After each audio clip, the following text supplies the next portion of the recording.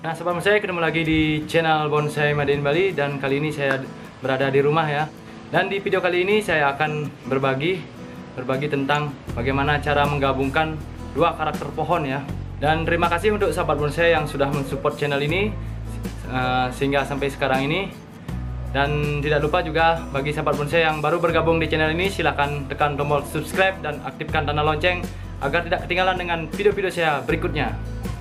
Nah, lanjut lagi ya, masalah tentang bagaimana cara menggabungkan tanaman ya.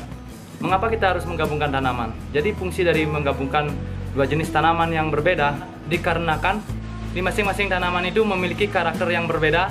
Kita menutupi kekurangan masing-masing karakter tanaman tersebut. Dan contohnya adalah wahong gunung yang kita sambung dengan sancang. Artinya untuk mendapatkan sancang yang berukuran besar sangat mahal ya. Jadi kita bisa mencari wahong gunung di alam yang karakter dari wahong gunung ini memiliki karakter yang bagus di batang, mendapatkan bonggol yang bagus, perakaran yang menyebar, namun memiliki kelemahan yaitu di perantingan dan juga daun. Jadi perantingannya sangat jarang atau susah, dan daunnya juga susah untuk dikecilkan.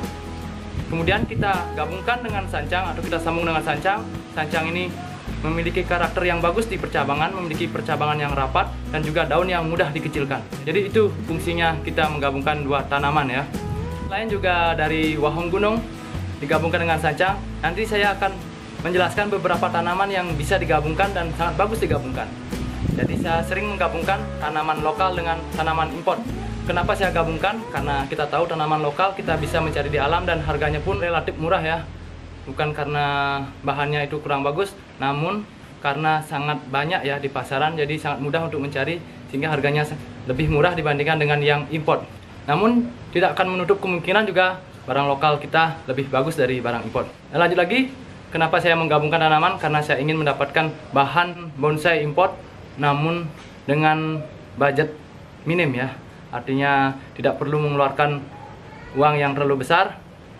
Jadi kita akan mengakalinya dengan menggabungkan dua jenis tanaman ini. Dan nanti saya juga akan mempraktikkan bagaimana cara menggabungkan dua jenis tanaman. Namun sebelumnya kita review dulu beberapa bahan atau bakalan bonsai yang hasil penggabungan ya. Nah, sobat bonsai, yang ini adalah bakalan dari wahong gunung yang kemarin saya ambil di alam. Nah, ini dia. Ini batangnya bagus, sudah mengkerucut. Rencananya saya bikin ori. Namun ternyata wahong gunung ini susah sekali jika dijadikan bonsai ori ya, original, karena percabangannya yang jarang, jadi kita susah sekali mendapatkan ranting ya. Jadi saya menyarankan untuk bahan dari wahong gunung ini kita sambung saja dengan sancang, karena saya sudah pernah mencoba namun kurang bagus ya. Tapi bisa juga dibikin ori jika sahabat bonsai mau ori, namun saya lebih suka dengan sambung dengan sancang ya, karena kita mendapatkan hasil yang lebih maksimal. Nah, dan di sebelahnya ini ya, ini adalah akar dari wahong gunung. Ini adalah akar. Jadi kalau kita menanam akar dari wahong gunung, jarang ada tunas yang tumbuh. Jadi kita sambung batang menggunakan sancang seperti ini.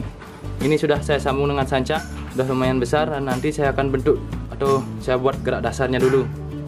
Nah, ini dia akar dari wahong gunung. Jadi kita bisa mencari di alam akar dari wahong gunung, kemudian kita tanam di rumah, kemudian kita sambung dengan tunas sancang, karena untuk mencari tunas dari wahong gunung ini sangat susah karena ini adalah akar. Nah, dan di sebelahnya ini adalah menthaus hitam. Nah, ini menthaus hitam. Kita lihat bentuk dari menthaus hitam.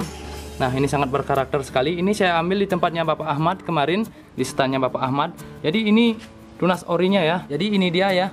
Ini daun muda dari menthaus hitam. Jadi warnanya agak kecoklatan. Ya, seperti itu. Dan ini dia daun yang sudah tua ya dari menthaus hitam ini, seperti ini.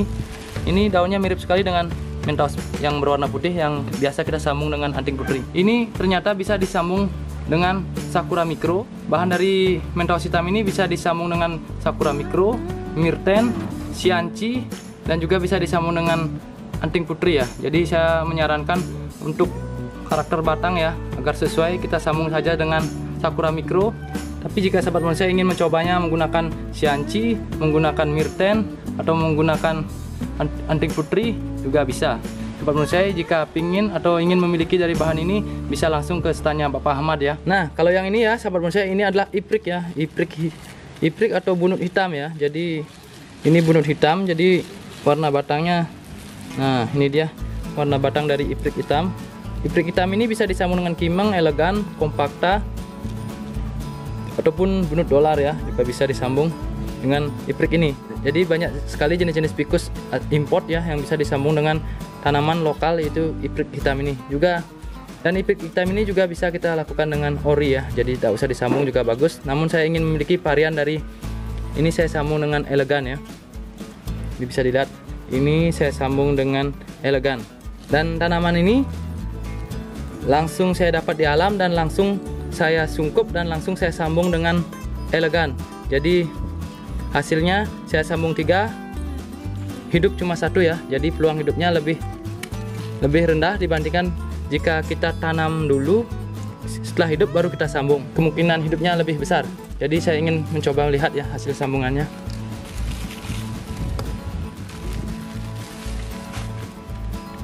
Nah, sebelum saya bisa dilihat ya, ini saya sambung dengan elegan ya, jadi hidup ya. Saya menyambungnya dengan 3 batang elegan, namun yang hidup cuma 1, yang 2 mati ya.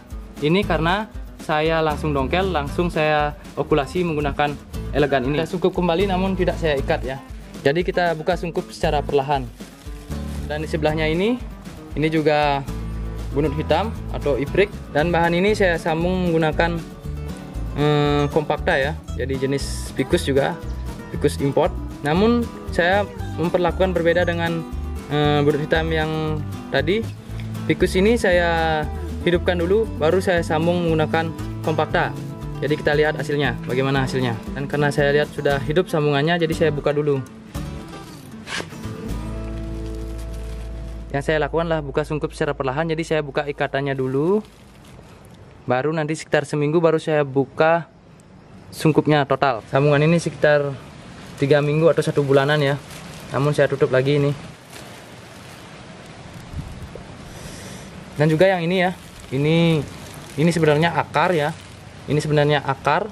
Ini bukan batang tapi akar. Saya sambung dengan tunas kompakta, jadi hidup juga ya. Jadi akarnya juga bisa disambung. Juga bisa disambung dengan kompakta. Jadi hidup ya. Terusnya dibiarkan dulu, disungkup dulu. Jangan sampai digerak-gerakkan ya, karena bisa mati. Sambungan yang terakhir, bagaimana sih hasilnya? Bisa dilihat hidup juga ya. Jadi yang pertama saya sambung ujung batang, yang kedua saya sambung di kulit ya, di pertengahan batang ini saya sambung juga, ternyata juga hidup. Jadi sangat mudah ya lakukan okulasi iprik dengan jenis ficus import lainnya seperti elegan, kompakta, juga bisa menggunakan dolar ya, dolar mangkok. Kimeng juga bisa. Kembali tutup dulu. Ini baru sebulan ya, sebulan atau 3 mingguan. Ini saya tutup dulu ya, saya buka sungkupnya perlahan. Jadi jika langsung dibuka nanti takutnya layu dan mati. Jadi sebenarnya kita buka sungkup perlahan, nanti sekitar seminggu atau 4 sampai 5 hari baru saya buka full seperti itu. Nah, sebelum saya, jadi jika ingin mengokulasi menggunakan iprik atau tanaman lainnya ya, wahong gunung dan lainnya, jadi diusahakan tanaman bawah ya atau bonggolnya ini kita hidupkan dulu.